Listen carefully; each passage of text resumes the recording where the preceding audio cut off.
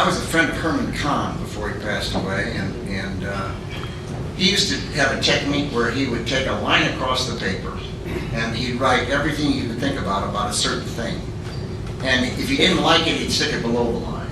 And if you liked it, but he never gave it away. He always put it below the line. Anything was still working in his mind, he'd put above the line. I did that to figure out the title of my book. And it's a good technique because you change your mind a little bit and you bring some of those from below the line up above the line and some of those from above the line below the line. I ended up with known and unknown because I had said that in a press conference once where I said, there are known knowns, the things you know you know. There are known unknowns, the things you know you don't know. But there are also unknown unknowns, the things you don't know you don't know. Those are the ones that get you. Now, the only other one that was above the line when I picked that one was also one of my favorites, and it was, dogs don't bark at parked cars. Yeah, we do know they do something to parked cars. But that came close to being the title. My mother was a school teacher. And I bet you some of your mothers were school teachers. And you'd ask her, well, what's this word mean? And she'd say, well, look it up, write it down on a card, and keep it at the end of the week. Read it and look at it. I still carry them. She's talking about a mother's board. And look them up, use the word, and I started doing that. And then I started writing down not just words, but thoughts, ideas, concepts. I'd make a mistake and I'd write down that it's better to make original mistakes and not keep making the same old ones over and over. And one day I was in the, President Ford came into office, the only man in history who had not been elected president or vice president.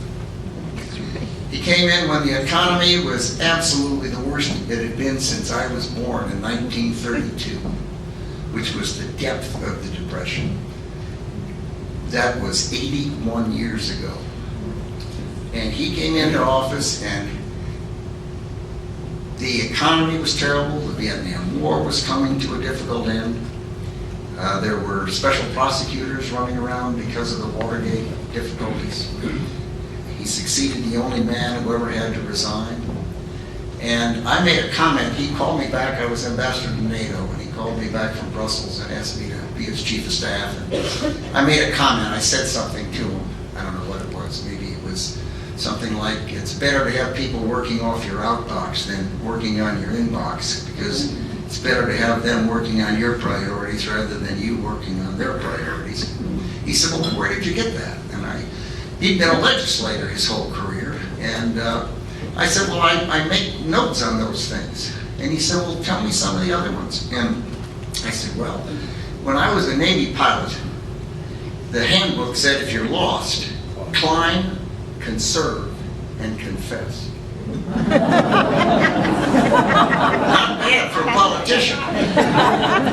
There's some folks in the White House who might want to think about that.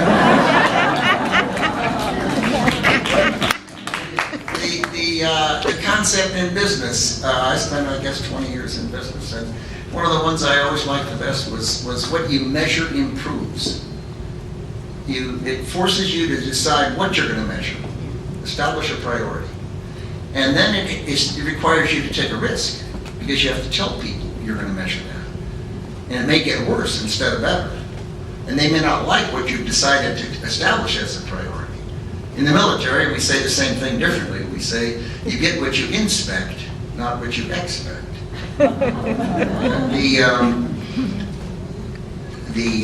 I always like Mrs. Thatcher's comment where she said, the only trouble with socialism is pretty soon you run out of other people's money.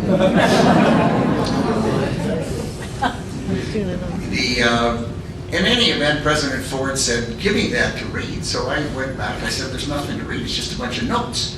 And he said, well, have it typed up. So I did, and gave it to him, and he labeled it Rumsfeld's Rules and asked me to give it to the White House staff. Because the staff